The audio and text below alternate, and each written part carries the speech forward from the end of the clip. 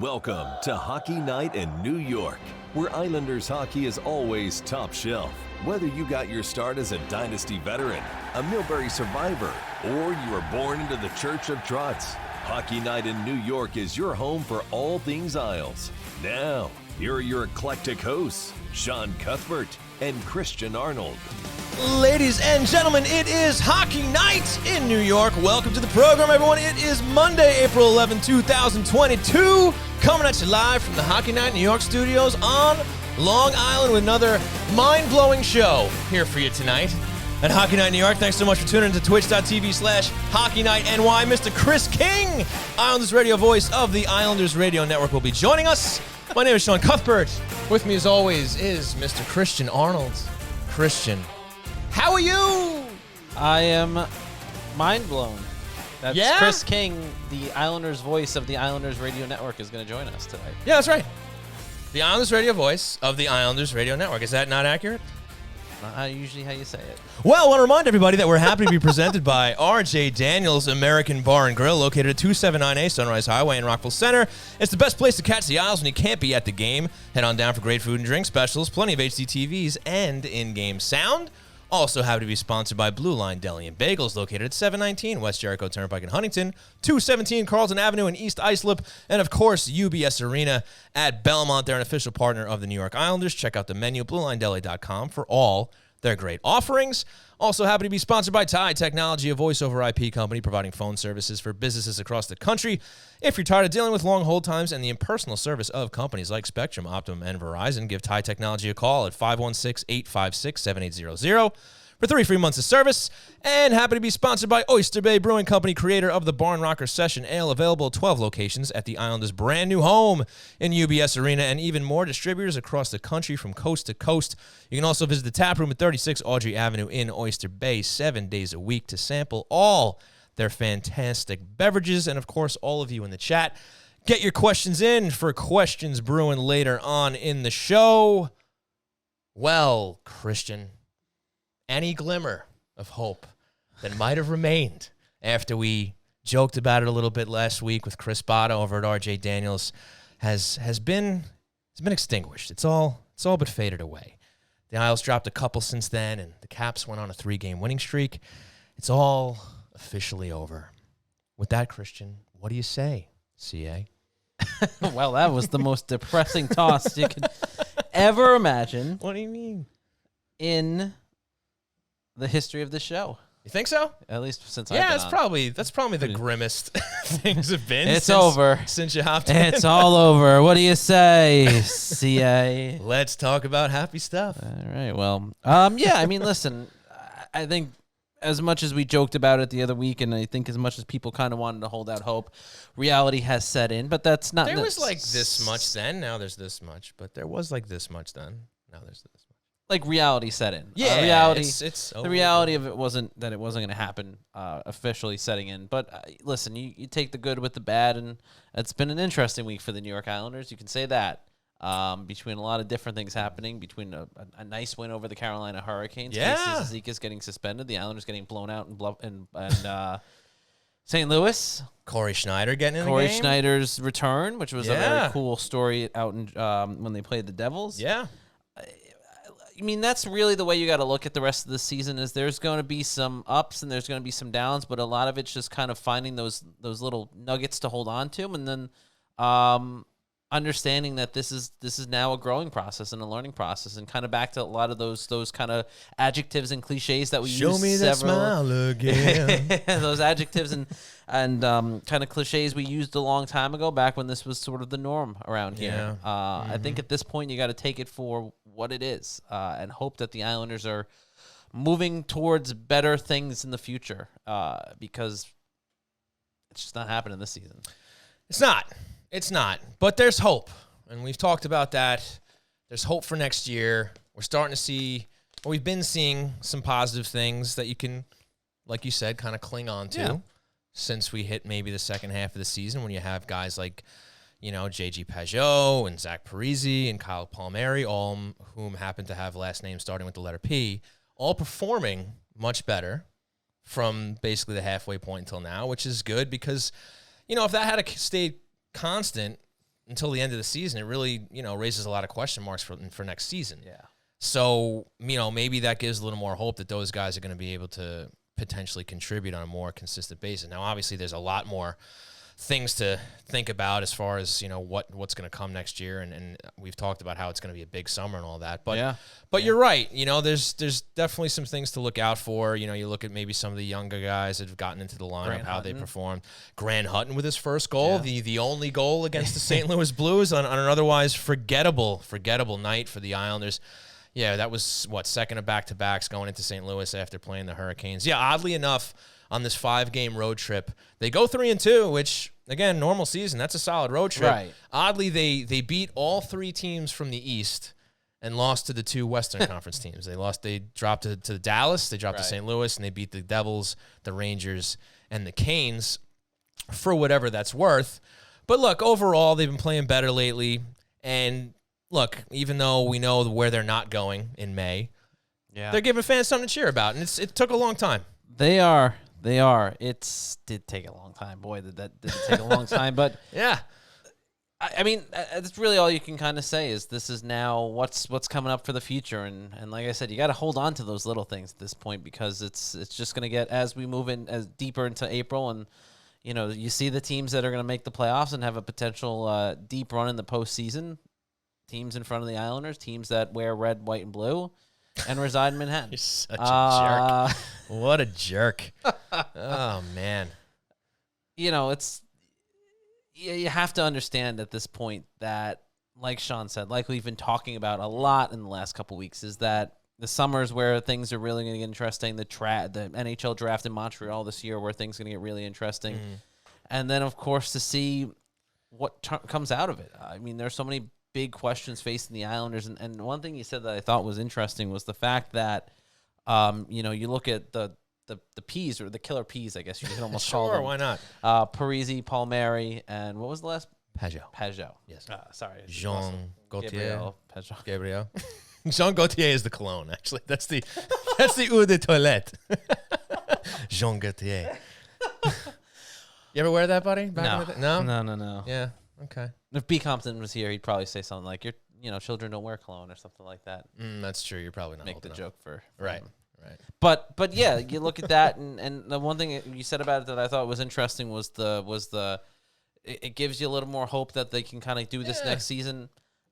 Again, I go back to what I said maybe a couple shows ago where, I think 2 things can kind of be true, where maybe their play has progressed because the pressure's kind of come off of them, and the reality of what the Islanders' situation was kind of set in a little bit earlier, especially for guys like Parise and Palmieri who've been around a little bit longer. You can almost say the same thing about Pajot too, but everything you look at is you take the good right now, and you're seeing that, and you're kind of using that as hope for next season. Yeah. Silver linings, if you will. Silver linings. But let's look at some of those. 3-2 Islanders. That's a winning record right there. There you go. Solid road trip. Yeah. Solid road trip.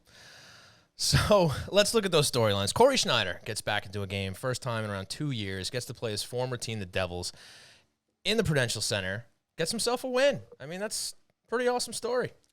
It's a fantastic story. Yeah. Everything that Corey Schneider has gone through over the last couple of years, including the loss of a close family member during that stretch as well, during his tenure here, you couldn't help but just feel happy for the guy and good for what everything you hear about Corey Schneider as a person, as a player, is nothing but positive. I feel like you say that a lot with hockey players, but certainly that extends to Corey Schneider, and I don't think there's one person that had a bad thing to say about him after that game, especially too. It's a great storyline. Corey Schneider was a big figure with the Devils for a while after he got there, and maybe his tenure didn't pan out exactly how I think he and the Devils at the time expected it to and wanted it to.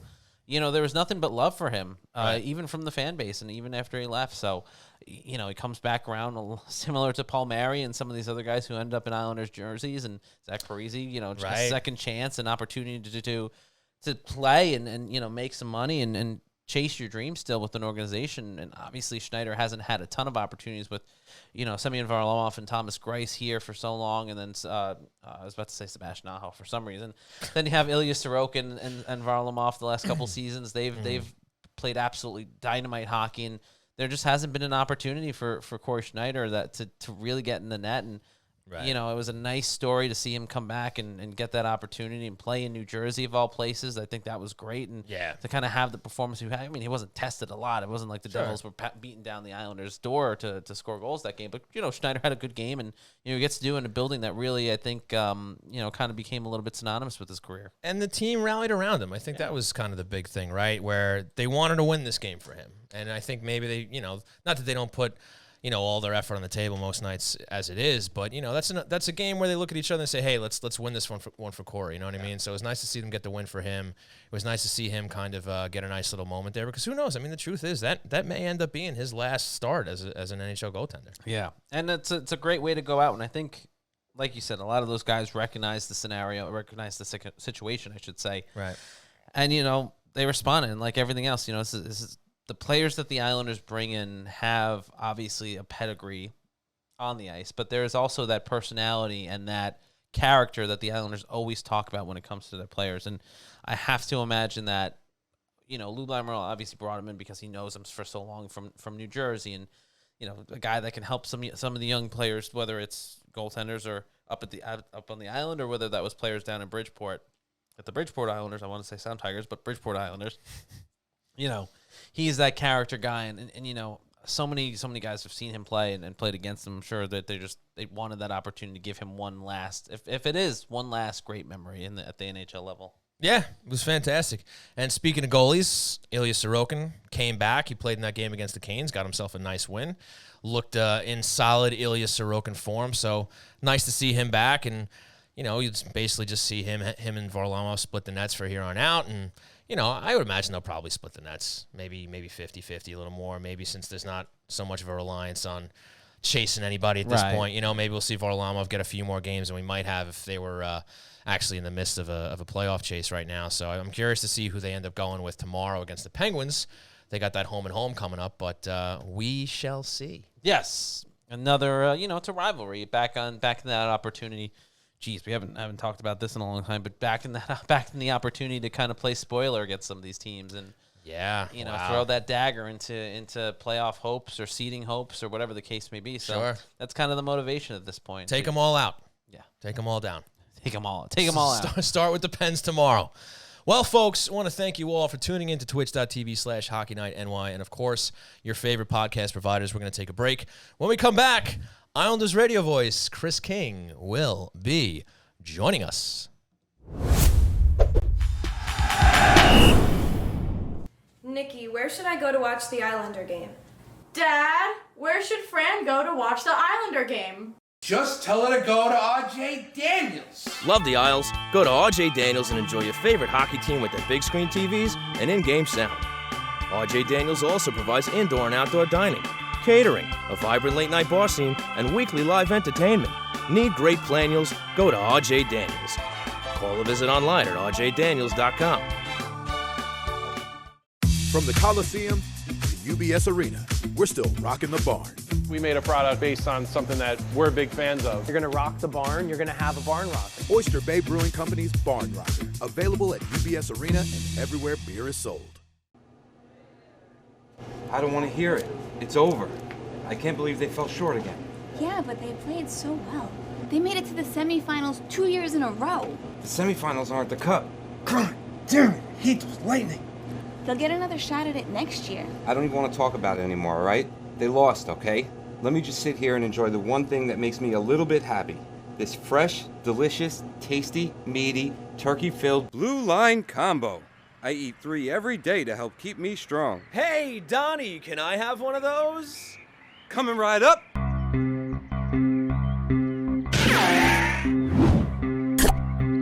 Talk about a blast from the Blue Line. Blue Line Deli and Bagels. Our goal is to make you a hero.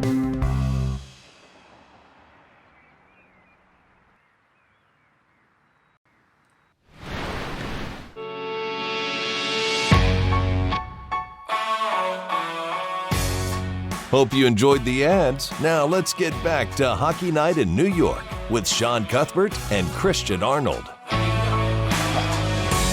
Killer job over here, Sean. Not unmuting my mic. Oh, that's on me, huh? Yeah. All right. Chris Jarl and Sean Cuthbert with you. We figured you enjoyed the ads so much that we played them twice in the span of 2 minutes, but we thought we'd bring you back now instead of giving you a third encore. I was with us on the line right now, brought to you by our friends each and every week, Tide Technology, and on the line with us is, of course, the great radio voice of the New York Islanders, Chris King. Kinger, how's it going, my friend? I'm all right. How are you guys? Well, I'd be doing great if Sean would turn my mic on every once in a while. I mean, you work in radio. You understand. Sometimes It's kind of a prerequisite to do the show. Yeah. Christian Arnold is the ultimate blame shifter. If I've come to learn anything about this gentleman since we started this partnership, if you will, he is very quick to shovel the blame elsewhere. That's for sure. Let's hash this out, guys. You, or is it Sean? Like, come on, the folks want to know who's guilty here. Oh, it's definitely Sean. It's true. It's we appreciate you joining us for our in-house therapy session, Chris. Don't mean to surprise you, but this is actually the reason why we brought you on the show, so you could play team psychologist here. But it was all Christian's fault, obviously. Obviously, of course. All right, we got it out in the open. Kinger, obviously, there's a lot to talk about with the Islanders now and kind of what this wild season has become and where it's going towards the end of the year now. But I thought, Sean and I started the show on a little bit of a downward slope, but let's start with a little bit positive here. And I want to go back to the game in New Jersey with Corey Schneider. We were just talking about that a little bit. And just, Sean and I obviously weren't there in person, but for you, Kinger, you were there. You got to see that in person. Corey Schneider playing for the first time in 2 years. What was that like to see in person and call that game? And what did it mean to the players in the Islanders locker room to get him that win?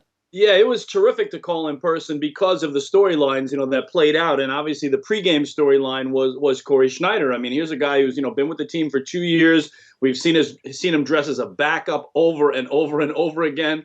Hasn't played an NHL game in over 2 years. The fact that game comes in the same building where he played his last NHL game at Prudential Center was kind of ironic that he talked about afterwards. And believe it or not, Greg and I had done a preseason game this year in Bridgeport where Corey Schneider played the game and shut out, I think it was the Philadelphia Flyers. That's right. They had a shutout against the Flyers. So we had actually done a game, called a game, that Corey Schneider had played as an Islander, not just backed up, and had a shutout and played really well. And you know what? The timing of it, I think, just worked out perfectly for the Islanders because he was red hot at Bridgeport. I think the numbers I had coming into that game in Jersey, he was like 6-1-1 in his last 8, and he'd given up only 7 goals total in his last 6 starts, something like that. So, I mean, it was the absolute perfect timing to say, hey, let's get him in there. Let's give the other 2 goaltenders a break and see what he can do. And, he played spectacular. The guys afterwards, we had so many post-game interviews, to a man said how much it meant to them to be able to reward him for, the dozens and dozens and dozens of practices when you never get a chance to play can be so frustrating. But, just a true professional the entire way. And you could just see, it wasn't just a quick tap on the head for a goalie kind of victory line. It was long hugs. It was head shakes. It was, stick taps. You could tell it meant more to the guys and to him than it did from a normal win. So that was kind of like the storyline going in. And then to have J.G. Pageau have, the natural hat trick, the 4-point game. And if you remember at that point, that gave them their first 4-game winning streak of the year. They hadn't done that all year. And they were at that point 11-3-1 in their last 15 games. So that was, like the real high point before they lost 2 of the last 3 on the road trip. But that was a special moment for Corey, and I was just so glad he got it. And I believe it was literally the next day. He was back in Bridgeport, I think, playing the Sunday afternoon game for the Baby Isles. Yeah.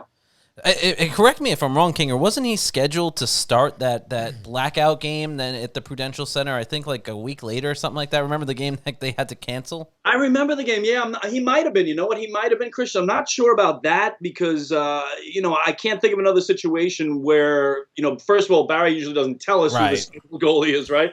So that I'm not 100% sure. And I do remember the blackout game because apparently the team had all kinds of issues getting over there. We were still doing remote broadcasts at that point. I don't know if that's true, but for him just to have it there, this is where he, had so much great success with the Devils in that building and to have it go as well as it did. It was a real feel-good day. It really was. No question about it, Chris. And you talk about the recent play of the Islanders, how the record's been better, how they're looking a little more like themselves. I mean, what does that mean for this team where they know, beyond being mathematically out there, they're out of the race this year. They're not going to make the playoffs. And you get a great quote from Matt Barzell not too long ago, very professional, talking about how they're still playing for the fans, they're still playing for wins. That's who pays them the money and all that sort of thing. I mean, what does it mean for these players, if you can kind of try to dive into their heads here, where they know where they're at, but they're still trying to play for pride, and maybe for Barry Trotz's, the jobs that he's going to dole out next season? Yeah, it's interesting, Sean. I really, especially after that Devil game, I still go back to that Devil game. When they won that Devil game, okay, they had that, as I mentioned, was their first 4-game winning streak of the year, okay? The Capitals were off that entire week. So those were effectively the 4 games they had in hand on Washington. Yeah. And they cut that Caps lead down from 19 points to 11 points.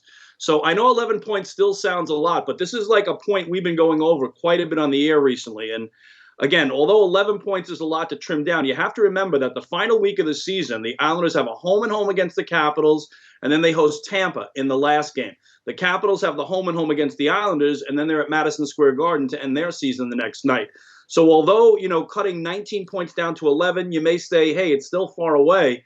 In reality, the Islanders just needed to get that 11-point deficit down to 6 before the final 3 games, because if they could win the home and home, they win their last game, the Caps lose at the Garden, then guess what? The Islanders actually own the tiebreak of regulation wins right now over Washington, believe it or not.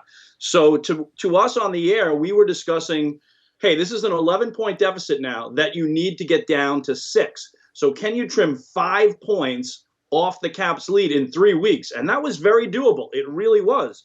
The problem became Washington at the time was playing awful. The Islanders were playing great. Right. Now it's kind of gone the other way. The Islanders actually had 2 games where if they would have won, that lead would have been 9 points. So now if you're saying 9-point deficit, can we cut it to 6? You can trim 3 points in 2 days, honestly, if both teams play, right?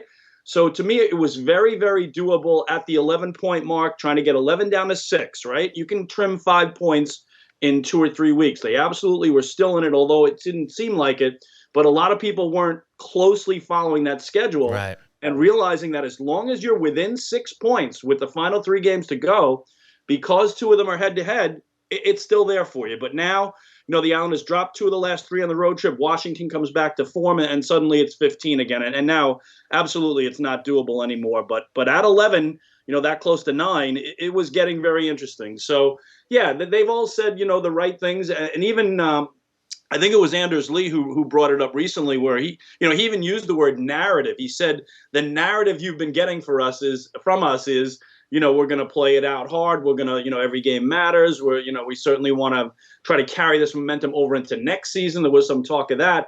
But suddenly that narrative switched when, they got within striking distance of the Washington Capitals. Unfortunately, now, like I said, it's gone back the other way. But I still do think there's a lot to play for. Barry Trotz said he didn't think it would be a situation where they bring up a lot of Bridgeport guys while they were still mathematically alive. So I don't think we're going to see that. But certainly there's a lot of guys who have a lot to prove. Veteran forwards, absolutely, who maybe had slow starts. And I think we all know who we're talking about there. A lot of them who've come around much stronger in the second half. So I still think there is a lot to play for. Obviously, there's a couple guys out injured, a couple spots, that are being filled nicely by guys like Grant Hutton, really getting a chance to step up now and scoring his first goal. So you are getting to look at some of these guys, but I think pride is a big thing. This is a very prideful group that went to the semis in back-to-back years, and now, it certainly appears they're going to miss the playoffs for the first time under Barry Trotz and Lou Lamoriello. So you want to finish strong, although it doesn't look like it's going to matter now. I think in the end, it still is important to prove that, the team that played the final quarter of the season, let's say, is the team that you expected to have all year long.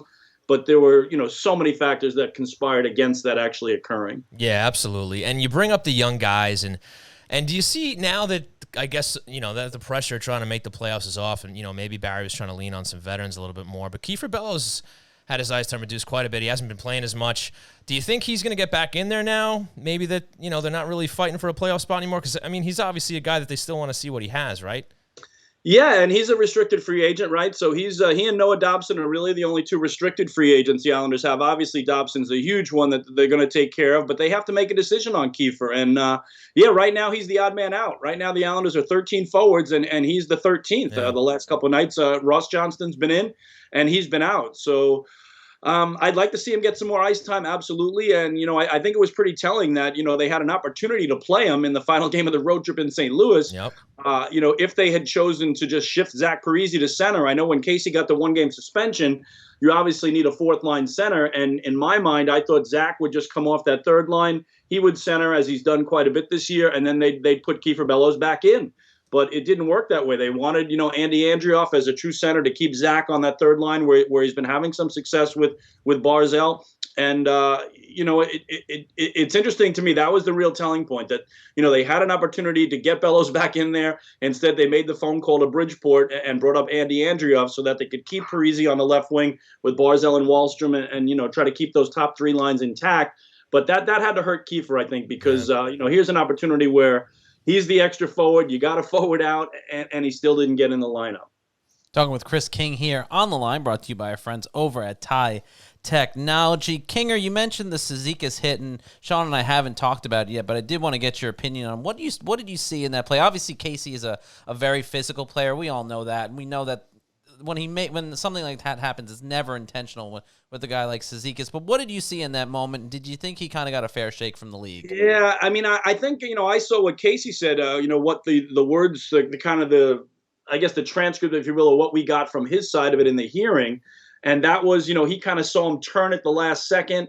And then, was kind of just, finishing his check. That's what he and Matty and Clutter do, when they're all healthy every time they're on the ice, right? They finish the checks deep in the offensive zone, and that's what he was doing there. So I think once he saw him turn a little bit, he figured he was all right. But, when I listened back to the league's explanation of it, they didn't feel that, that was enough and that he was targeting him from a long way away. And he saw the numbers the whole time, which is absolutely true. So, it's tough to say, and like you said, we know Casey so well. He is not a dirty hockey player. And they made the point in the explanation video to bring up he had never been fined. He had never been suspended. This was the first time ever in both situations for Casey. So I'm sure it was tough for him to miss a game. You guys know him so well, too. He doesn't want to miss a shift, let alone a game. Right. So the NHL, you got to respect the decision-making process. It was only one game, which, doesn't sound like a lot, but to a guy like Casey, again, who's so prideful and plays the game so hard but so clean, I think it was frustrating for him because his view of it was that, there was that little turn there where it wasn't a direct hit from behind. Yeah, and like everything else, this game is played at such a quick speed that it changes in such a snap of a finger, and it's not a lot of time to react. It is a tough call by the officials in the league. I'll give them that for sure. Kinger, obviously, with the way this week has transpired, the 6-1 loss to St. Louis, the big win over the Carolina Hurricanes the night before for the Islanders. Looking at those two games and kind of the performances from some players out there on the ice, what have you seen that's kind of surprised you, I guess, over the last week or so from this hockey team? And kind of going forward here, what are you expecting out of certain guys, or is there one particular player that you're looking at to really kind of maybe finish the season off on a especially high note, considering the way they started? Yeah, well, I think, I mentioned the veterans. If you look back at, the first quarter of the season, I believe, at nearly the 25-game mark in, which is around, 21, 22, the first quarter of the season, I think Bailey had one goal, Parise had one goal, and Palmieri had one goal. So those were, three veterans who were really struggling. Obviously, Palmieri of late has been the Palmieri we saw in the playoffs, where he was tied for the team lead in goals with Brock Nelson with 7 in the postseason. Zach Parise had a nice run, and as I mentioned, he's kind of settled in on that line now with Barzal and Wahlstrom. And Bailey, the goal scoring hasn't been there, but the points still have. He's always going to be a pass-first guy. So, those are some of the veterans. And going back to those two games, the game in Carolina, was just tremendous. For them to go in there and face the top team in the Metro, Carolina the night before had been just the third team in the league to hit the 100-point mark, have Sorokin play as well as he did, and, lose the shutout and the lead with under a minute to go. And Barry Trotz was asked this after the game. He said, a year ago, or not now he said a year ago, they asked him, earlier in the season, would this have been the type of game that your team could still come back and win? And he said probably not, because they were just so fragile early on in the year. But because of the way they'd been playing, going into that game, to their credit, Kyle Palmieri made an unbelievable play with it was insane. He's holding off Brady Shea with one arm as he's curling the puck on the curve of his blade with the other. goes from behind the net, fighting him off to in front, and just releases that hand at the last second to get it back on the stick and snap it home. And, it was an incredible 45 seconds. 45 seconds was the time between the tying goal for Carolina and the winning goal for Palmieri. So to come off the high of that, I kind of felt that they would be sitting ducks in St. Louis, guys. I hate to say it, but you know what? The Blues, had played the night before too, but at home. And it was a really intense game against Minnesota, as that's the team, that looks like that's going to be their first round playoff matchup too.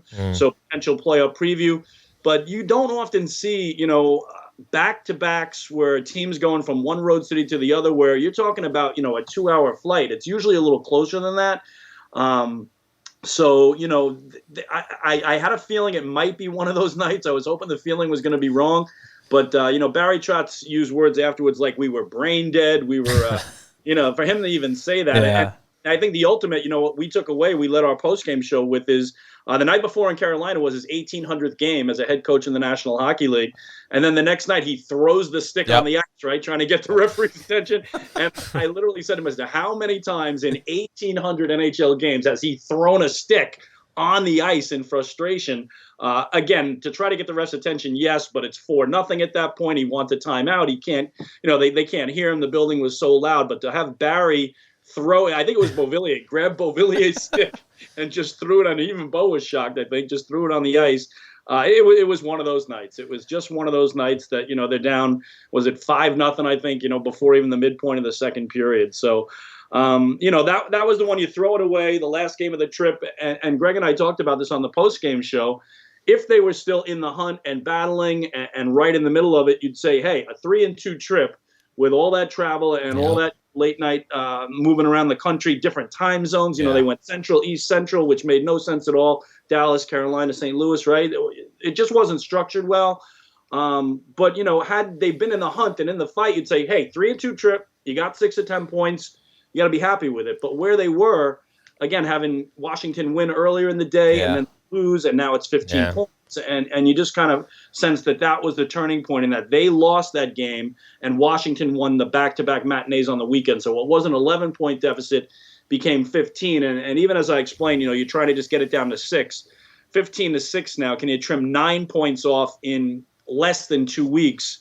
It's still mathematically possible. Right. Yes, Washington would have to go into a mighty tailspin, and the Islanders would almost have to run the table. I mean, as a Mets fan, I can see it happening because that happens every year to the Mets when they're good. So no, but you say this stuff. Everybody remembers 06-07. That's right. They had a situation where down the stretch they had to win their own 4 games. And they had to have 2 other games turn in their favor. So there were 6 games that all had to play out exactly one way and one way only for them to get in, and that's exactly what happened. But again, this is a lot more than 6 right now because, again, the fate of them isn't in their own hands. It's like they need Washington to lose and lose a lot, and it looks like the Caps, who were, I think, going into the weekend, 2 wins in the last 6, really kind of righted the ship this weekend and turned an 11-point lead into a 15-pointer. Yeah, it would have been a fun storyline, Chris, that's for sure. And it actually... Guys, you got to play it out even further, right? Down 6 points. Let's say they win both in regulation. Now it's 2 points. Islanders are playing Tampa at home, obviously the team that's eliminated them the last 2 years, right? And the Caps are going into Madison Square Garden, so every Islander fan would have had to root for the Rangers. Yes. Even though I've had some people tell me no, they still wouldn't root for the That is stubbornness at its best. Right? That's but incredible. Can you imagine that? Islanders need a regulation win at home over Tampa. Yeah. They're kryptonite over the last 2 years. And they need the Rangers to win in regulation over the Caps at the Garden on the final night of the regular season. It was so juicy, and it was so close. As I say, it was so close.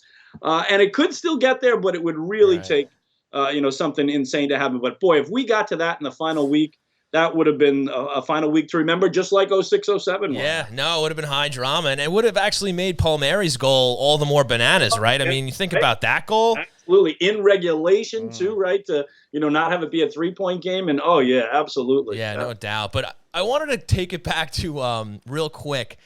The Islanders lost the game to the Dallas Stars on a shorthanded goal. And that was their 7th shorthanded goal against. They gave up 0 during the regular season. We all know the one they gave up at the end Actually, of last year. that's funny. It actually wasn't one, but it's funny. Everyone does mess that up, Sean. And again, I'm not putting you on this, but they were the only team in the regular season that hadn't given one up. They were the only team. Okay. In the playoffs, they actually did give one up in the Pittsburgh series. Ah, okay. So Fair enough. Fair play. Yanni Gord was the second one they allowed in the playoffs, but it's the one in, the 1-0 Game 7. And that's it. Yeah, but Radek Fox with the one in Dallas. I mean, just to have that be the winning goal too. It's funny you brought that up because Greg and I talked about it on the post-game show. It felt like Tampa again. Obviously, wasn't the magnitude, right? But to have the game decided on a shorthanded goal.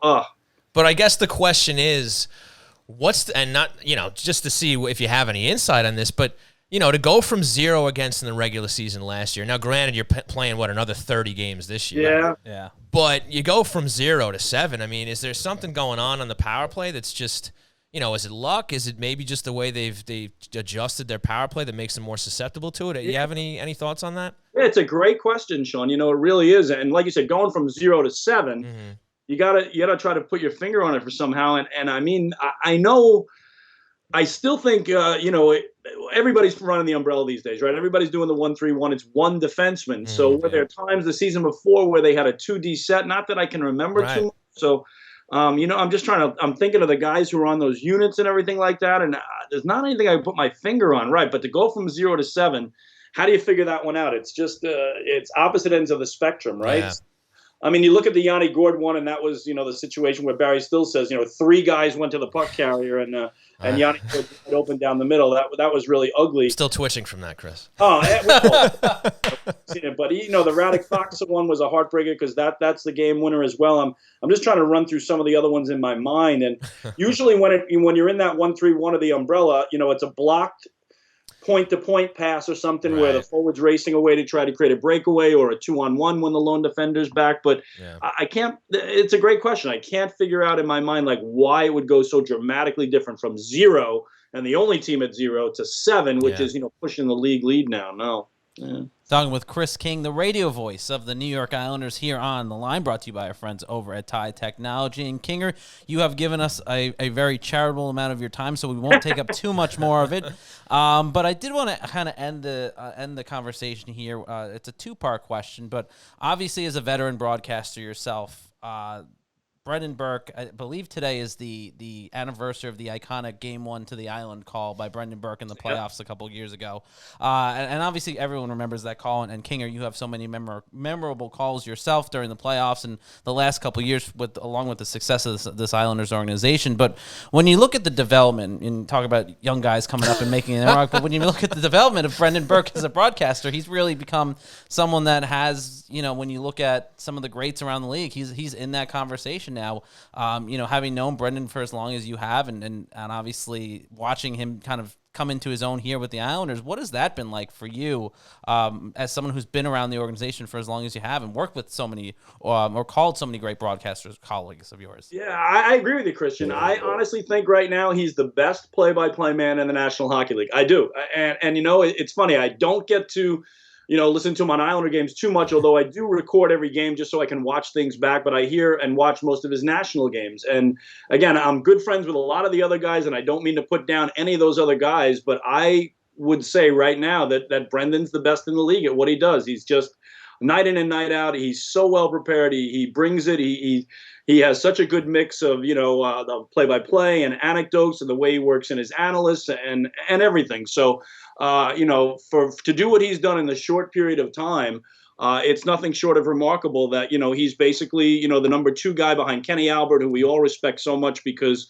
Kenny, I'll say, is, Mr. Versatile. He can do a hockey game, a baseball game, a basketball game, a football game in the same week, and sometimes does when those seasons cross. But, right now at TNT, Kenny's number 1, Brendan's number 2. But I, for my money, I'm looking at, especially the way, the ESPN package kind of came together, where they didn't really go out and get the best hockey guys. They kind of stayed in-house. And again, they're allowed to do that. I have nothing against that. They wanted to use their own announcers who are already working for the network and are in-house guys, whereas TNT took the opposite approach. They were like, let's go get the best broadcasters out there, hockey guys, right? And they're bringing in Kenny Albert to be the number 1 and Brendan Burke to be the number 2. So, when I get a chance to listen to Brendan, which is, again, rarely on Islander games, and I had a little stay on the COVID protocol list and got to hear quite a bit of them in bad circumstances. But, I'm turning him on, doing the TNT games now all the time. And he's just absolutely tremendous. Well, absolutely tremendous. We're very spoiled here on the island between yourself and Brendan, that's for sure. Yeah. Oh, thank you guys. And again, I want to put in a plug for Alan Furing. Look what happens this weekend. Yeah. Wow, you guys both stole the thunder out of my next question, because that was going to be my next question. Kinger, obviously, you talk about developing the young guys, and you look at Alan Furing getting the call up from Bridgeport. He is the voice of the Bridgeport Islanders down there. Been doing a tremendous job for the last couple of years. Not only has he gotten the nod from the Islanders to come up and do some MSG broadcasts, but I believe he's done some NBC Sports out in Chicago broadcasts, if I'm not mistaken, as well this season. Again, just to kind of see and have the opportunity to see these guys come up in their development and see them kind of grow and make a mark. What is that like for you as a broadcaster? I just couldn't be more proud of Alan, because I've worked with Alan, the last couple of years, and he's a guy that, just wanted to learn, and would constantly say, here's my tapes, take a listen, checking out on the broadcast. Because I tell him, all the time, which I do, if I'm doing work at night and the Bridgeport Islanders have a game, I'm putting that on as I do my work just to listen to him. And he was always, so good, again, so well prepared. Just a tremendous young broadcaster. And then, as you said, he got a couple of opportunities this season. The Chicago Blackhawks had a situation where Pat Foley, their legendary TV voice, was retiring. So what they decided to do this year was bring in a bunch of guys who would get shots at play-by-play on television, and a bunch of guys who get shots at play-by-play on radio, including my old partner, John Weideman, who's the current radio voice for the Blackhawks, getting a chance to move up to TV. So on those nights, they would need radio fill-in. And then they wanted to see, other broadcasters do the TV thing as well. So I couldn't have been more thrilled for Alan, who's from that area, grew up a huge Blackhawks fan. To be able to see him get to do Blackhawks radio and Blackhawks television was unbelievable. And then this past weekend, to get the opportunity with the Islanders, he's done the Bridgeport Islanders for 6 or 7 years now, and Sound Tigers to Islanders. But it's almost like the Grant Hutton story, right? You're bringing up Grant Hutton, and that's the ultimate irony of it, is that when Alan gets to do his first Islander game on television, and he's filled in a bunch for me on the radio when I was in that COVID protocol situation. He and Greg kind of split those games down the middle, and he was tremendous on the radio side. But to get the TV side, and then to have Grant Hutton score, a guy he knows better than anyone, because Hutton's been in Bridgeport for 4 years. I know there was a little exchange, a text exchange between them after the game, where, Alan was congratulating Grant on his first NHL goal, and Grant was saying it meant so much more because you got to call it. So I was just thrilled for Alan that, the lone bright spot in his first Islander game on television, goal in a 6-1 loss. And for a while, as I'm doing the game in St. Louis, he was actually back in the Manhattan studios at MSG doing it. I'm saying, please tell me they're going to get him a goal. Please tell me there's at least one goal. But you know what? I couldn't have picked a better guy to get it in Grant Hutton, because I know, how close he and Alan have become over the last 4 years up in Bridgeport, Connecticut. Chris King, the Islanders voice on the radio. You can hear him every Islanders game on the Islanders radio network. And Sean mentioned that Islander fans have been spoiled by having so many great and talented broadcasters come through the island. But Sean, I have to say we're pretty spoiled, because I think we'd say we've had 3 legendary broadcasters come on to this podcast since you and I started. That would be the great Doc Emmerich, Brendan Burke, and of course future NHL Hall of Famer Chris King right here. You know what, Chris? And I know you don't usually go by Chris, but not a bad gig here. We get to talk to some pretty awesome people in the hockey world. So Chris, you can't even be Doc Emmerich. My goodness, that's a whole nother stratosphere, guys. So, but thank you. Absolutely, Chris King, Islanders radio voice. Thank you so much for joining us. Always a great time. Appreciate all your time, and look forward to next time, Chris. All right, thanks, guys. Thanks for having me. Always great talking hockey with you. You got it. Take care. Chris King from the Islanders Radio Network. I'm being serious, and I say we've had 3 of the best broadcasters in the business on the show. Man. Brendan Burke, Doc Emmerich, and King. We had them on together. Yes. Remember we had Chris and Brendan on together for a little round table? That was a lot of fun. Yeah, good stuff. Well, gotta get Doc back on. Yeah, I mean, he's not doing much. Maybe he'll come into the studio. Yeah, I suppose not. I mean, the man's retired. Might have some time. Gonna have to reach out. He can just come and just put the voicemail on my phone. Yeah, sure. Why not? Just say things and record it. It'd be awesome to have. That'd be enough for me. I mean, As Chris said, legend. Yeah. Legend in the broadcast booth. But yes, the train rolls on here at Hockey Night in New York. Fantastic stuff from Chris King. And yeah, a little strange, right? How the Islanders go from 0 shorthanded goals against, now mind you, again, in a shortened season. But still. But to 7.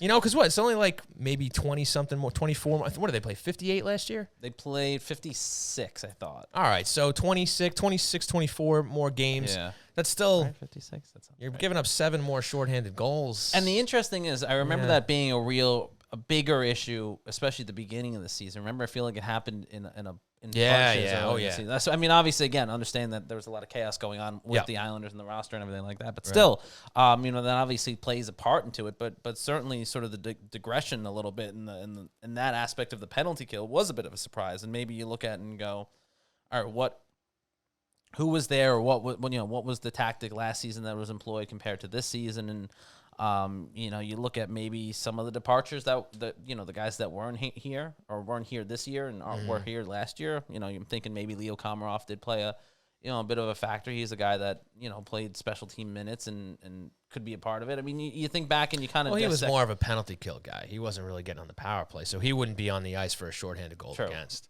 I'm thinking, he would be scoring the shorthanded goals if there was any luck.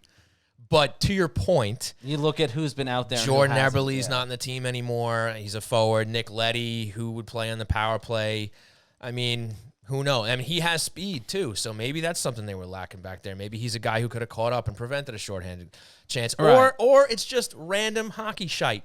You know what I mean? This stuff just happens where I don't know about that. One guy can score X amount of goals one season, the next season he scores 5. I mean, it happens. It does, but I think in such a drastic manner like it has this year, I think it's a little bit more. Because, again, you talk about the power... Well, that's why I brought it up. You talk about the power play and all its you know, all the negative stuff that's happened this year as I try and find sentences to speak. You know, you look at how the Islanders' power play has conducted itself and the lack of success it's had over the course of the year, and you kind of almost, I mean, obviously you look at the lack of production offensively, but then you kind of almost forget about the fact that they've given up so many shorthanded goals, and you go, oh, crap, that's another aspect that needs to be addressed. Yeah, well, I mean, the power play offensively has gotten better, thankfully. I mean, that's something that we just have to hope carries into next year. But, yeah, I mean, you know, bring the shorties back down. And keep the power play goals up, you know? Absolutely. It's a weird phenomenon, but we don't have the answer. That's why we asked Chris King the questions. I just want to remind, speaking of questions, just want to remind everybody that you can submit your questions, as always, in the chat for Questions Brewing, brought to you by our friends over at Oyster Bay Brewing Company. We'll be doing that a little bit later in the program, but if you want to get those questions in now, certainly feel free to do so. Well, you know what it's time for now, Christian? It's time for What's on Tap. All right. Here we go. And now, it's time for What's on Tap, brought to you by RJ Daniels, American Bar and Grill. That's right, ladies and gentlemen. It is time for What's on Tap, and Christian is the man with the plan. So tell us, what do the Islanders have on tap this week?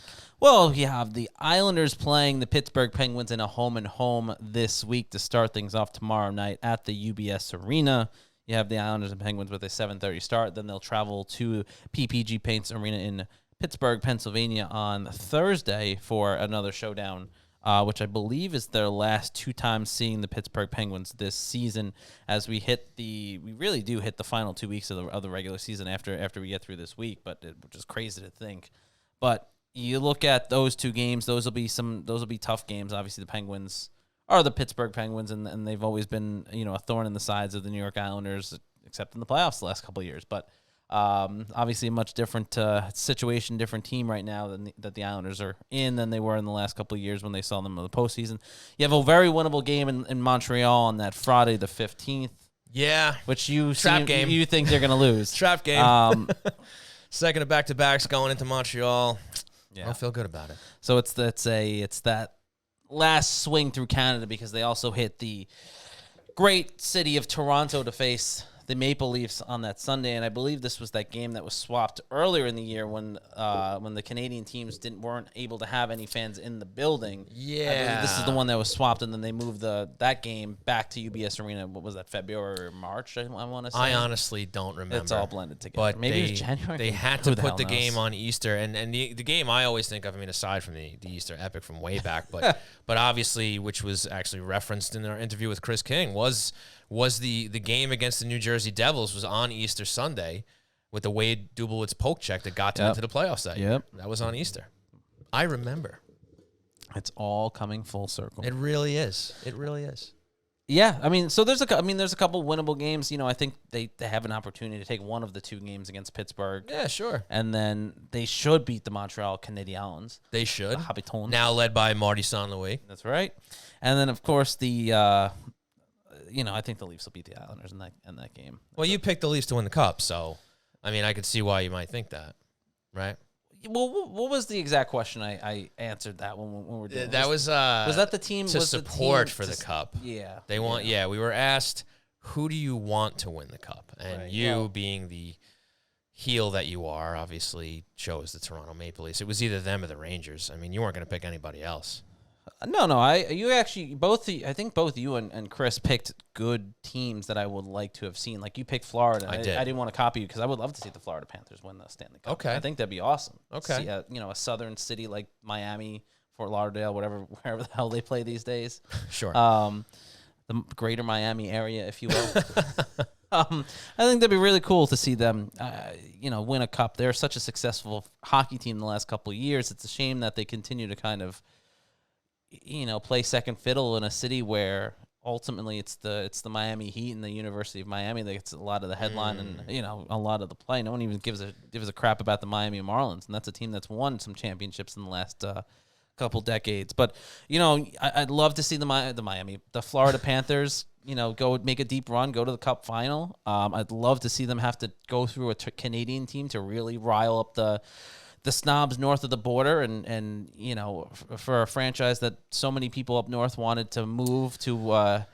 Yeah, they don't like some backwoods city in Canada. Like teams south of the Mason-Dixon up in Canada. I don't love like teams south of the Mason-Dixon. I'd move them all south of the Mason-Dixon. All right, that's a bit move outlandish. the Maple Leafs. That's a bit extreme. To Houston. Wow. Move the Arizona's going there. Move the Vancouver Canucks to Arizona. Then put a team in Salt Lake the City. Canucks replace. Oh, that's funny. Yeah, no, that dream's not coming true, Christian. Maybe throw a team in New Orleans. I would love that. That'd be cool. Big fan of that city, but I know you are.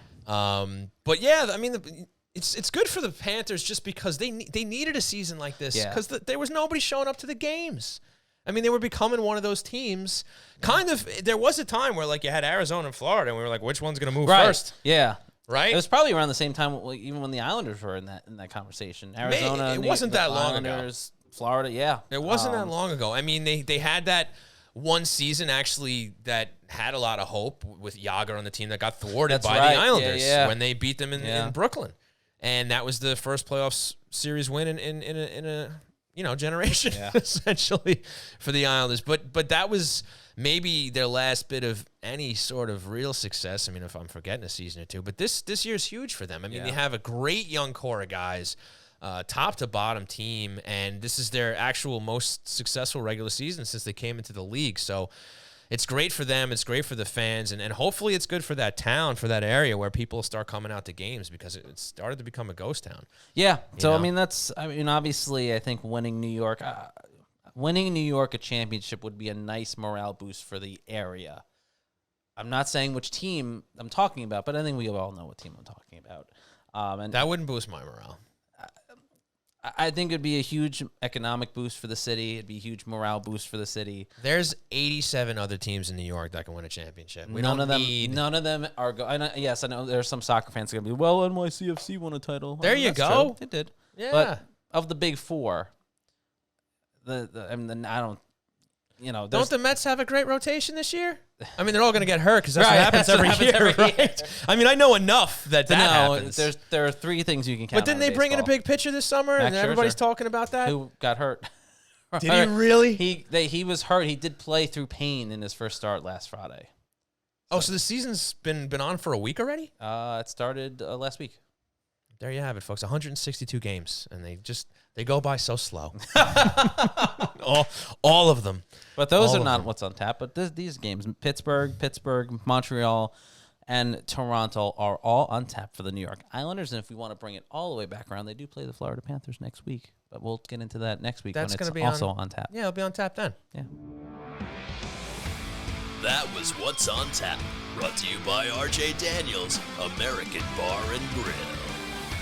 That's right, folks. What's on tap? Brought to you by the great RJ Daniels in Rockville Center. And Christian, in my preparation for the show tonight, I took a gander at the even younger guys in the Islanders organization. Some guys doing pretty well beyond Bridgeport. You got guys overseas. You got guys up in Canada, up in the QMJHL. Are you talking? You're done. Atu Ratu is the one you're talking about overseas, I guess. Atu Ratu? Yeah. R2D2. And then William Defoe is the other one you have. Dufour, yes, if that's how you pronounce William it. It's spelled Dafoe. that way. William Defoe. Willem Dafoe, yes. Dafoe. Esteemed actor and hockey player. He's great. Willem Dufour. He was great in his Spider-Man, Tobey Maguire Spider-Man, and he was great in the Spider-Man No Way Home. Well, now you just spoiled it for everybody who hasn't seen. No Way Home was the second one. What's No, I'm wrong. That was Far From Home. It's so confusing. There's home in every title. Home in every title. Yeah, but No Way Home. Willem Dafoe, bring it back. Like the Tobey Maguire Spider-Man is about it's 20 years old at this point. Yeah, because that was released. I'm talking about the new one. That was released in 2002. Yeah. But Willem Dafoe, that was the great first film. That was the first movie I think I ever saw Willem Dafoe in. Totally that side makes note. sense. Was the you was were Spider-Man. like 4 years old, and That's not that right. makes sense. Well, either way, yes. So Atu Ratu, if that is the correct pronunciation of the young man's name, 41 points in 40 games for Jokerit. It's like Johnny Depp. The first movie I ever saw Johnny Depp in was actually just the Pirates of the Caribbean movie. That's because that also came out in 2000. He had an entire career. I know. That's what to I'm that. saying. I mean, so did Willem Dafoe before Again, Spider-Man. That's Yeah, what I'm saying. Willem Dafoe was in a lot of great movies. Of Yeah. course, everyone remembers his role in that Harrison Ford movie that I can't think of the name First Johnny Depp movie I saw was Edward Scissorhands. And that was I've actually never seen Edward I was a kid. Scissorhands. Good film, Tim Burton film. So it's obviously Probably freaky terrifying. and weird. Yeah, yeah. As Well, a child, not well, that's not what I was starting to recommended, say. I was a kid, and it was very strange for me as a child. But it's a good film. But yeah, that was the first one I saw. Wow. I mean, nobody listening cares. But sometimes you got to sidetrack, right? Get into a little entertainment. Hey, sharing ourselves. That's what this game is all about. Right. That's the power right. of podcast. Sharing. We're sharing. Develop that relationship with the audience, not just through our live shows. And Atu you want to move on. You're not D2. gonna let me finish my Nope. spiel. Okay. Nope. Atu Ratu had a hell of a season. Overseas. Well, he started out tough. He was dealt from the team he started the season with. Who I don't remember, but he ended up in Jokerit, and he put up 41 points through 40 games in the season. They were just bounced out of the playoffs. Now, apparently, there's an attempt to get him over to North America. Yeah, so it's Michael Anderson from Eyes on Isles. I want to make sure I get his name right because he does a lot of tremendous work when it comes to the prospect coverage, especially. And he was reporting, and he's been on top of it all season long. He was reporting that the plan is to get him to the U.S. like as soon as possible. The problem has been apparently a holdup with his visa. There's been some sort of issue with all the sort of, I guess, the age-old legalese issue that goes with getting these guys over. Yeah, I mean, no one's immune to the old Uncle Sam and his strict restrictions of getting to this country. Happens all the time. That's been the holdup so far. And then obviously Dufour. It's spelled Dufour, Dufour. So Willem Dafoe. Yeah, go ahead. He had such a strong season in the Q. 100 points. Yeah, he hit 100 points recently. Yeah, I'd like to see fifth round pick in 2020. You like to see that. He's also, I think, he was an older player when he was drafted as well. I believe it's possible. Maybe making that. I can't confirm that. I mean, we're lucky that we're even talking about the prospects right now. Well, I think when it comes to now, like you look at the prospect pool that the Islanders have, and it's really not a deep pool. And I think that's been the concern for a lot of people too that have looked at things and gone, "Oh crap!" Like not only are they pessimistic about right now, but they're not quite sure of where this direction of the organization is going forward. Well, that's what's great about seeing a fifth round pick putting up 100 points in the queue. Now, what that ends up translating, right? In the bridge and ultimately with the Islanders remains to be seen. Yeah. But it's a good sign from, look, you don't expect much out of your fifth rounders. No. You know what I mean? First and second, usually that's where you put your hopes up. Thirds, hit or miss. And then fourth on down, I never have expectations for fourth rounders or below. Not to say that they don't end up anywhere, obviously. You look at guys like Anders Lee, I believe he was, a fourth-round pick, if I remember right. So, obviously it happens, but it's just, it's more of a crapshoot when you get that low. Yeah, but there's always those great stories of guys that were drafted low in the draft and, have had very successful NHL careers. Henrik Lundqvist was one of them as well. I believe he was drafted lower than... Who's that? Henrik Lundqvist, one of the greatest goaltenders to play the game. I think he might have been a seventh rounder. Now, don't quote me on that for sure. But I wouldn't be surprised if he was like a sixth or seventh rounder. Yeah, and he had a and it was the career. same draft as Rick DiPietro, I believe, when he was taken number 1 overall. Ah, is that right? I think so. I think so. Right. You can look that up, but I think it was the same draft. If not, it was like a year apart. But it was close because they both came into the league around the same time, if I remember correctly. But yes, to the point. If so, that was a year for very handsome goaltenders. Yes, great for optics. Great for optics in New York. So Lundqvist, 2000. You're right. Very there good, you Tony. go. Very Look good. at me. Great year for. Was it the 7th? He was drafted 7th round. Look at me. 205th. Killing it today. Yeah. No, good. Like I said, great year for handsome-looking goaltenders. There you go. That's one way to look at it. So, so you have some decent things going on with some young guys, which is good because, as we've noted, the prospect pool is a little bare. It's thin. So it's shallow. They need guys like this to kind of, help pad that situation. So we'll see where they go from here. Yeah. But where we're going to go, Christian, is to a break. Nice. And then we're going to do Hero of the Week. Sound good to you? Love it. Folks, once again, want to thank you all for tuning in to twitch.tv/HockeyNightNY here for Hockey Night in New York. We're going to take that quick break. We'll be right back.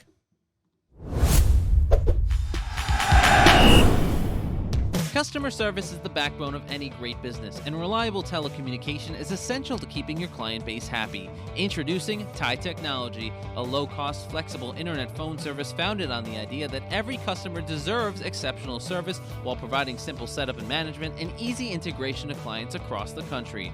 TIE Technology will not only create a custom solution tailored to your specific needs, but will partner with you to provide a competitive edge to you and your clients. And if you need support, you won't be routed to an automated call center in another country. You'll get a live representative that had a personal hand in building your account. So Islander fans, if your business is looking for a change from companies like Spectrum, Verizon, or Optimum, TIE Technology is offering 3 free months of service for any of its affordable packages. Just call 516-856-7800. That's 516-856-7800. Or visit them on the web at TIEtechnology.com. That's TIE, T-I-E Technology.com. TIE Technology, the right choice for your internet phone service. Ladies and gentlemen, welcome back to the show. And when you hear this song, that means it's time for the Hero of the Week, brought to you by the Blue Line Deli and Bagels Half Price Hero, which this week is the Mr. Ledecky, featuring turkey, ham, provolone, lettuce, tomato, mustard on fresh rye bread. That's right. Head on in to the Huntington location, Blue Line Deli, and get half off the Mr. Ledecky all week until next week, when we select a brand new half-price hero. So with that out of the way, Christian Arnold, who is your hero of the week? I think it was a tough week to kind of pick this a little bit. A little bit. But my hero has to go to Kyle Palmieri for that game-winning goal. Absolutely. I mean, we talked about it with Kinger so much.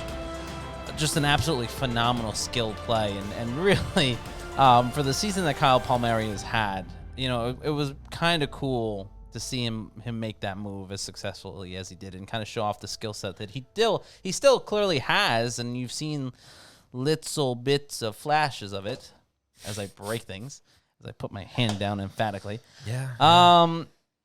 We've seen little bits of it here and there, but that was kind of the call, kind of step, even for as successful as he was in the playoffs. I mean, that was such a skilled power move. It was a power move. It was a beastly move. Yeah, like you're just like, oh crap, he's just knocking the hell out of people. Like, he makes that power move behind the net, and then he's got one hand on the stick to keep control of the puck, and then he's one arm in the defender, and he just finds a way to rip it past the goaltender for a goal. Yes. It was a fantastic play, which is why Kyle Palmieri is also my hero of the week. Unanimous. Because once again, slim pickings this week. Slim pickings. Now, we picked Pageau for... See, we had done the show on Friday, right? Yeah. So we weren't able to pick the... we had our selections that night, but then J.G. Pageau went and had his natural hat trick. Right, of course. On natural. Sunday. Yeah. So we had to go with that for the actual official selection on the social media. So, but going from Dallas onto here, Kyle Palmieri, man, and that one win against the Canes. Yeah. So there you have it. The move of strength from Kyle Palmieri earns himself feats of strength. That would have been better. Yeah. Not bad. Not bad, but that is your hero of the week. Unanimous here at Hockey Night New York. Brought to you by the Blue Line Deli and Bagels. Half-price hero, the Mr. Ledecky, once again with turkey, ham, provolone, lettuce, tomato, and mustard on fresh rye bread. Get it half off all week. Just mention us, Hockey Night New York, at the Huntington location, and you will get it for 50% of the actual price. Yeah, and they really know who we are. Which is also half. Yes. 50%. Yikes. Hero of the week. 50%. Half. 50%. Half of 100%. Half of that. 1/2. All right, so we're going to go straight from there, Christian, into the Questions Brewing segment. It's time for Questions Brewing, brought to you by Oyster Bay Brewing Company. We should have Doc Long Emmerich Island's Gold Coast do this. Brewery. Good luck with that, pal. Well, we'll get him on the phone. We'll just be like, Doc, I just need you to do one thing real quick. Just read this script. We'll send you a script. I just need you to read it. I just need you to read it, please. That would be something else. What a dream come true. Doc Emmerich doing a read for our Questions Brewing segment. But we can't have him do that right now, so you're going to have to settle for the handsome guy who just did it then. I hear he's actually pretty good, not good looking. That's not I true. hear he's actually quite No, ugly. I've seen him. He's great. So, from what I've heard. Christian Arnold. Christian Arnold. Give us some questions here. What's brewing? Question Brewing, starting off with Mike 4652 Co. Question Brewing. Fire up your crystal ball for next year. ... If you had to name one player in the system who hasn't played with the big club yet, who is it and why? One player in the system who hasn't played with the big club yet. Huh. I have a name while you consider that, and I think perhaps, I know we talked about it, and I think I'm going to contradict myself a little bit here. I think we might be heading in the same direction. Are you going to say who I think you're going to say? R2-D2? Yeah. Yeah. Yeah, but I'm still going to kind of go with what we were saying that last time. You know, we were asked if we thought he would crack the squad next year. But we both adamantly said not out of camp. Right? Nah, bro. And we said maybe he would get a call up, maybe an injury during the year. And I think that's probably how that gentleman makes it to the team next year if, there are injuries. Hopefully there's not. But I think that Lou is going to stack this team enough where he's not going to be an out-of-camp player. Yeah, I mean, I think that's because even looking at the Islanders depth chart, there's nothing that really stands out. Ratu had such an impressive year overseas. Obviously, he had that standout camp, the showcase camp over the summer after he was drafted. I think he's done, and even in training camp, he really stood out. He surprisingly stood out in the games that he did play. Yeah, I remember that during the preseason. So I think of all of them, he's the one person that I give. You're putting me on the spot, and I use this fake crystal ball that I, really just some clear thing we found at Marshall's for $2.99 in the clearance rack. But I think that Aatu Ratu would be the one that I would imagine being the best chance. Like if we're putting money down in Vegas, he's probably got the best odds. Well, as the payout's probably still pretty good, but the odds are the best. As the question was formed, I mean, we're being asked to choose from players who haven't cracked the score, haven't played a game for the team yet. Yeah. So who else is there? Like literally outside of him, who else is getting a call up? Because Salo's already gotten a crack, and I think he gets a crack at the team before Aatu does next year, but he's already skated for them. Right. So, beyond him, I'm just not sure, who really has a chance. I mean, where's Holmstrom at this point? How's he doing? I mean, what's the story with him? I thought he suited up for the Islanders. Did he? I thought he played a NHL game at some point. He might have. It might have been a long time ago. I mean, probably preseason. I don't know if we got into a regular season game, though. But that's the point. I mean, beyond Aatu Ratu-D2, I don't know if there's really anybody else that is worthy of a look. He hasn't. See, I didn't think so. Maybe Holmstrom's also on the list. Maybe. But then I don't even. I'm not even. How's he confident. playing? I'm not even confident in that idea. So Right. I don't think so. Yeah, So I think the I'm list sticking is with Ratu. slim. The list is slim, Mike. Ratu is my final answer. So yeah, we're both gonna go with him, but I don't think it's gonna be in October, November, or December. But you never know. Maybe he wows us. Maybe he proves us wrong. And if he does, that's a great thing. That means he's playing awesome. Question brewing. Thomas Panic, the great Thomas Panic. By the way, we did get a really nice note from Thomas Panic. We did via email. We did. So I did want to just give him a special shout out on the show for the kind words that he had for us in the email. It was really appreciated. And we just want to let everyone know we appreciate each and every one of you for tuning in every week and joining us and having fun and some laughs even during a very tough season to sit through. So we appreciate each and every one of you too. And and Thomas, we really did appreciate that email. So thank you very much. But for the question, Bruin, Shawnee. Yes. What do you make of 53's huge increase? Now, 53, for those not familiar, Casey Zizekas, increase in penalty minutes this season. Not ideal for your best penalty killer to hang out in the sin bin so often. I think in part, Thomas, Mr. Panic, you kind of answered your own question in that it's not ideal for your best penalty killer to be in the sin bin. I don't know. I mean, look, I don't think he's playing with any bigger of a chip on his shoulder than he has in the past. I mean, maybe it's just one of those freak years where, he's taking more penalties than he's accustomed to. I mean, it's funny. We end up talking about the suspension with Chris just before. I mean, who knows? You don't know with that sort of thing. I mean, I think I would take solace in the fact that this is more of a, rarity. As it's more of a blip in the radar as opposed to maybe something that's going to be more commonplace and whatnot. But yeah, no, I mean, they need him out in the ice. They need him killing penalties. Him, Cal Clutterbuck when he's healthy. I mean, he's a guy who has to be out there. He's essential when it comes to that. I mean, you got Pajot that kills penalties. You have Nelson hops in there every now and then. But you're right.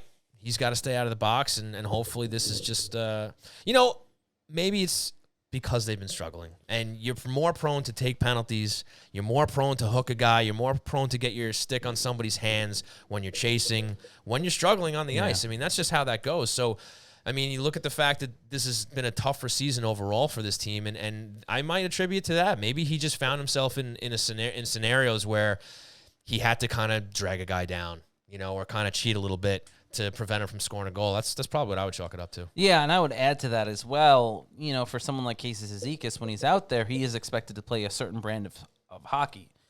And when your guys are kind of struggling a bit too, you maybe have that extra jump to try and be a little bit more physical than you're already as physical as you play. So maybe that leads to more penalties, or maybe you're trying to do too much at that point, and that leads to certain mistakes. And you kind of, like Sean was saying, you're kind of forced to take those penalties. So I think it's kind of a combination of the lack of success of the team and sort of Casey Zizekas' own internal drive to be out when he's out there, to be as impactful and effective a player as he can be. And maybe that leads him to be trying to do too much and you take some mistakes. And Mr. Panic actually did reference another player we may have forgotten about. Going back to that first question, Samuel Bolduc. He's a guy who might have a chance to crack the team next year. Now, again, not a guy I think you see out of camp. But he's had a little bit of talk, a little hype over the last couple of seasons. This year was a little bit more of a down year for him. There was a little more hype around him last season. He had a great year. Yeah.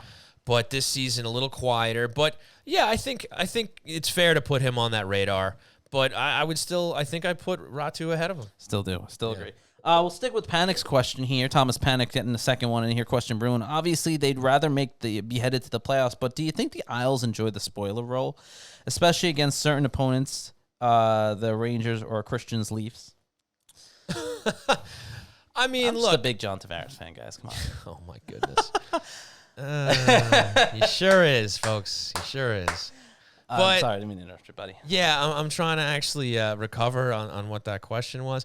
Look, I don't think anybody in this league wants to play the spoiler. They want to be in the mix. They want to be playing for playoff positioning, getting into the playoffs, what have you. I mean, maybe that's something they dig down for to kind of find that motivation to play out the rest of a season like this. I mean, I'm sure in that role, you get a little bit of pleasure out of maybe taking 2 points away from a Penguins, from a Leafs, from a Rangers or something like that. Yeah. But the truth is, like, you ask any player in the NHL, nobody wants to play the spoiler. Nobody wants to be in that position. So, I mean, I guess that's just one of the things we talked about early at the beginning of the show, right? You reach for those like little things that keeps you going, keeps you watching, keeps you playing, whatever the case may be. Yeah, maybe playing the spoiler role is one of those things. You play against the rival and say, all right, let's beat these bastards and take 2 points. Yeah, I think that's really it. I think maybe for the only time I could see that being a bigger positive or something that maybe there's a little more enjoyment out of is when you look at a team sticking with sort of the Islanders, and you look at a team a couple years ago when Kyle Oposo was really young and still here, when Josh Bailey was really young, younger in his career, and in those early kind of John Tavares years. Sorry, everybody. But you look at those seasons and those kind of lost seasons when Franz Nielsen was still really young as well in here. And those were teams that weren't expected to do anything. And it was a development team, right? Like those seasons were really meant to kind of move the guys that were in-house and being developed to the next stage in their career. And, that's maybe where being a spoiler is a little more enjoyable just because the reality of the situation is, those teams weren't going to the playoffs. And you try and find that way to keep yourself motivated and get ready for that next step. So, but I don't think there's any team that enjoys playing the spoiler, especially a team with like the Islanders do, like the Islanders, that should say, that have so many expectations on top of them as well coming into this season. But Sean, did you have something else? I'm sorry, I was going to go to the next one. I was actually going to toss this last one from Mike 465. Well, no. You have another one. There's one. CGS 878 had one. I wanted to keep the Thomas Panic questions together since we were already answering one of them. Question, Bruin: what happened to the MSG travel budget that necessitated calling the last 2 games from MSG Studios? It's a good question.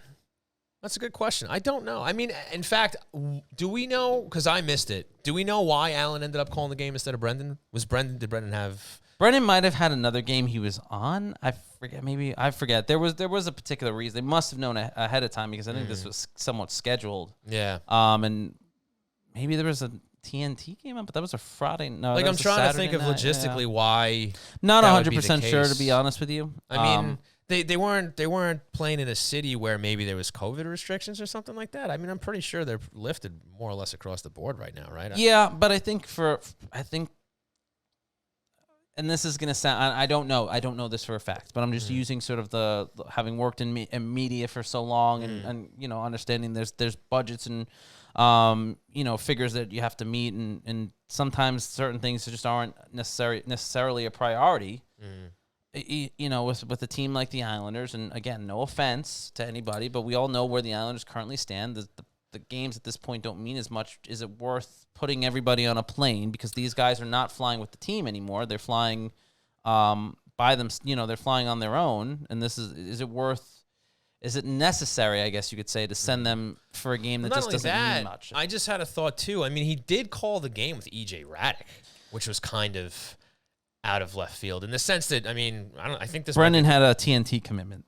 Okay, that makes sense. He was traveling that day. But I'm thinking, I wonder if... Thank you, Mike. I wonder if EJ Radick was a guy that they ended up getting maybe on a last-minute sort of situation. They couldn't get him to the city where they needed to be. So all right, we'll just do it in New York. Because I think Radick is based in New York because he works for NHL Network. Right, but everyone, I think, was in New York. Like Shannon was in New York. Yeah. I'm reaching here. I'm trying to figure it out. Listen, I'm not think of reasons why it might have happened. But I think really people just kind of need to understand because I think we always talk about this. There's such a feeling among the fan base of, we're just, the redhead, the stepchild, this and that, even, on our own broadcast. And there's been legitimate grudges that are held. I think not sending your broadcast team on the road for a game like this, it's not the end of the world. It was a little surprising, but I don't, you look at all the other expenses they have to incur when you're talking about broadcasting. Basically, they have one team in just about every major sport in the city, between the Knicks, the Rangers, the Islanders, and the Devils. And did the broadcast really suffer overall because they were in the studio? I mean, probably not. No. But interesting question. We tried our best, and we got one more from Mike 4652Co. If you guys could pick any hockey guest to interview for the show from any era, who's on your wish list? Ooh, that's a tough question. That is a tough question. Well, I have one already. Oh, good. Go. And this man is still living. This is a guy that I've wanted to get on the show ever since I started doing this. I've actually shared this with you previously. He's a guy I'd love to get on the show because he was my childhood favorite player, and that is number 16, Pat LaFontaine. I would love to get him on the show. Yes, I would absolutely love. Just again, literally childhood hero. You know what I mean? He was that first player that I kind of, he's kids Matt Barzal right now, right? You know what I mean? Like it's just usually it's whoever the best player is during the era where you're coming up as a child, right? And he was that guy for me. And I remember being a little brokenhearted when he was traded for Pierre Turgeon and all those guys, because back then I didn't understand the economics behind it, the holdout and all that. I was just like, why'd you trade my guy for this other guy I never heard of? You know what I mean? But he was always my guy. And then he ended up loving Pierre Turgeon. No, it's true. And then all of a sudden, I was like, hey, number 77, not so bad. But yeah, I mean, he's a guy I'd love to have on the show. I mean, there's probably a laundry list if I really took the time to think about it. But he would definitely be number one for me. There's so many legends in the game. I mean, do you have anybody while I'm kind of going through this little spiel right now? I'm thinking across different eras and different generations, and I think Bobby Orr would be someone I would enjoy talking to. I think that'd be really cool just for the history of it. Gordie Howe, just to kind of just pick his brain and just like what the game was like when he played, because I think that's such a foreign concept. Even like a Bobby Orr, like such a foreign concept compared to when those guys played the game to where it is now. And I'd love to kind of get their perspective and pick their brain on how hockey has changed and how not only how the game has changed, but how the players have changed, in the sense of like, I think when we had Alan on, I think he kind of talked a little bit about how, the game is so much quicker and the guys are so much bigger. But why is that? Like, why has the game changed? And this is obviously something that's happened across all sports, because like you look back at like football or basketball or baseball, like those guys are built much differently then than they were. Why? I guess my curiosity would be, why was it like that? And I think that'd be an interesting conversation. Well, it's like just to kind of answer your rhetorical question, but it's like anything else. I mean, it's evolution. I mean, technology gets better, and that's in the equipment. That's in just training. But I think it'd just be cool a conversation to have that conversation with someone who's experienced that and lived that. Yeah, because you always have that question, that debate, right? Where so and so would never put up the points that he put up now if he was playing. The points he put up then he wouldn't put up now because it was a different game. Or the other side of that is, man, imagine if Wayne Gretzky played now with how fast the game is, playing instead of playing with a 8-pound log in your hand, playing with these what's it called? Carbon sticks or whatever the hell they're made out of these days. But they're light as a feather is the point I'm trying to make. And, you wonder, how would those guys have done? Because you look at guys like Gretzky and Orr, is for them, a lot of it was not only talent, but it was in their minds. Like, they were able to think the game quickly and faster than everybody else. And so you think that guys like that would have a leg up and stuff like that. I know we're kind of going off on a tangent on the answer to this question, but those are great answers. I mean, those are guys, I'd love to pick Wayne Gretzky's brain and just be like, how were you able to see the ice so well? How were you able to kind of anticipate, multiple things going on at once? Because, I play at my super, super amateur level of hockey, and I'm lucky I connect a pass where I want it to go. And he's thinking, just compare yourself to Wayne Gretzky? No, obviously not. A loser. Wow. Oh, Ty Domi would be someone that would be really fun to talk to. Any one of those guys, Probert, Kosher, Domi, absolutely. That would be fun. I mean, that's a completely other element of the game, but I mean, for sure. There's so many. And I'm sure if I sat down and thought about it, like I'd be like, oh man, this guy. And who else I'd put on that list was those guys from those early 2000s Islanders teams. Like when we had Dave Scatchett on, the stories that he was telling us were just phenomenal. And the stories he didn't tell us. And the story, right, I can only imagine were even better. You look at like Mariusz Czerkawski, pick his brain. What was that like playing for those teams? Brad Isbister. I'd love to talk to Ziggy Palffy. Being the star on Milbury's team. Yeah. Look, Milbury was GM for those guys too, but I mean, imagine talking to Ziggy Palffy and just really hearing what he had to say during that 90s era with the Fishermen. Yeah. But not only that, he had that whole contract dispute with Milbury. You had the famous quote from Milbury about his agent, the village idiot, and everything like that. And I think Palffy was even quoted, and I know this isn't verbatim for sure. We're paraphrasing. Yeah, but there was some sort of, he was talking about or being questioned about a flight, I think it was, and the fact that they were flying like, economy class or something like that instead of and basically said something like, yeah, well, it's the Islanders or something like that. You know what I mean? Like, just, to talk to a player who played for a team that was run on such a shoestring budget, I mean, he was there during that just god-awful era, where you have the Spano situation, the Glucksterns, the Milsteins, and all that. He was pretty much in the middle of that. Yeah. I know he was dealt during that period at some point, but it would definitely, you're right, it would definitely be interesting to speak to a player who kind of went through like the darkest of the darkest days on this team, especially a guy who was a star, putting up 40 goals a season and, just trying to do his best to get through that. I mean, you had him, you had Reichel, you had Smolinski, you had, that was their whole line. And yeah, it'd be very interesting to hear what those guys would have to say. But you can make the list long, but I'm gonna stick with Pat LaFontaine. All right. Make it happen, Christian. There we go. Get him on the show. Question, Bruin, is Butch on the LTIR? Some with his shoulder, right? I think so. I don't want to say anything. Sure. No, I just don't know. I don't want to be like, yeah, I think that's it when we're wrong. I just don't know the answer to that. So I do apologize. I just don't know the answer. Either way, we obviously hope he gets better. We'd love to see him back in the booth. Butch on the broadcast. Yeah, no question about it. But, guys, great questions. That's going to do it for... That was Questions Brewing, brought to you by Oyster Bay Brewing Company, Long Island's Gold Coast Brewery. Well, Mr. Arnold, I think that about wraps it up. All right. You're cool with that? Yes. Okay. Well, want to thank all of y'all for tuning in here at twitch.tv/HockeyNightNY Live. And, of course, you wonderful people that listen later on your commute or eating your lunch later on your favorite podcast provider. Want to send a huge thanks out to Chris King, the Islanders radio voice, for joining us, giving us a fantastic spot. And, of course, to our sponsors, RJ Daniels American Bar and Grill, located at 279A Sunrise Highway in Rockville Center, the best place to catch the Isles when you can't make it to the game. Don't just go for the Isles. They have live music, comedy nights, trivia, a late-night bar scene. They have it all. Huge thanks to Blue Line Deli and Bagels, located at 719 West Jericho Turnpike in Huntington, their brand new location in East Islip. And, of course, UBS Arena. They're an official partner of the New York Islanders, the greatest deli around. Check out the menu at BlueLineDeli.com for their great selections and hockey-themed heroes. And, of course, a big thanks to Ty Technology, a voice-over IP company providing phone services for businesses across the country.